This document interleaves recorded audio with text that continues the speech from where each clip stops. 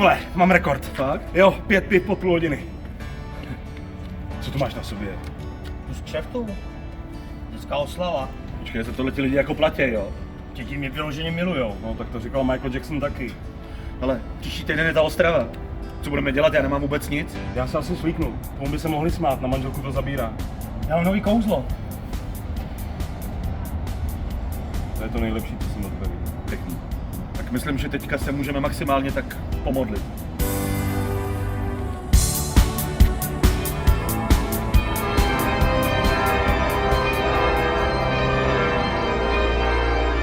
Kozube náš, jenž si nejvtipnější, poser se smíchy z nás. Přijdeme v klub tvůj. Gáži dej nám jak v keši, tak i na účet. Čas náš v bumbumu dej nám dnes a odpust nám naše vtipy.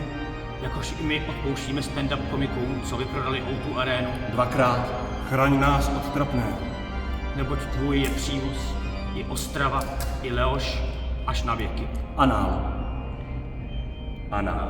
Místo amen. Anál.